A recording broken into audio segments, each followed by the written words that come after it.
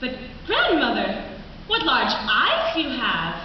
The better to see you with, my dear.